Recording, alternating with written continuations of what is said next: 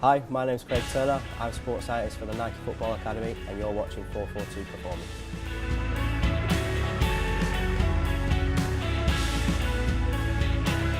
What we generally do is we'll always have a core stability circuit. It generally comes at the end of a power program or strength program.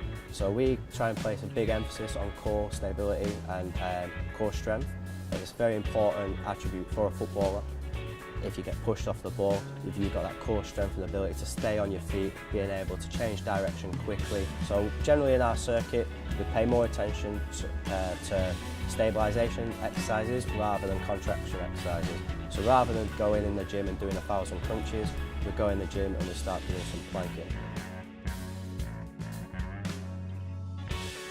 Side plank is nice and good because you can get 2 straight lines of the body, you're activating glutes, keeping pelvic and hip alignment all in line with ankle and shoulder.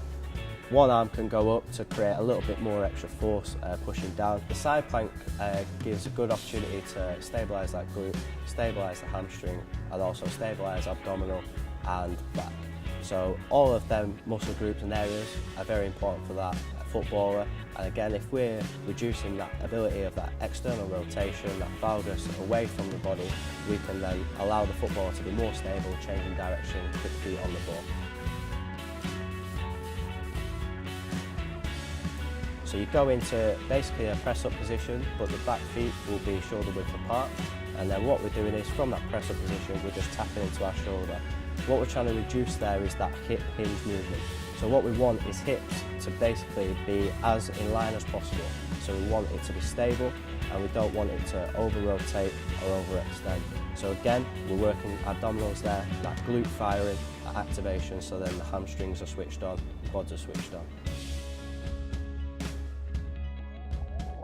This exercise basically again is around about that stabilisation of glute, hip and abdominal. So what we do is we can work either the same side, so leg and arm move together, so you go out, leg goes out, you bring it in, work it into the body, or you can go opposite. Opposites is probably an easier option to start with. Once you become more competent at the exercise, you should be able to work both sides at the same time. Rollouts predominantly working that abdominal stabilisation, so we're working at our anterior chain now, but also glutes are firing. So in today's example, what we did was a Swiss ball rollout. You can also do it with a barbell if you've got access to a barbell. And basically, you're just placing the arms centre of the chest, and then we're just rolling out from that position. The knees are bent, and we're just rolling out. Feet come off the ground, and we just want hips and legs and all the core of our body to all stay in line again. What we would do is we go into a pull-up.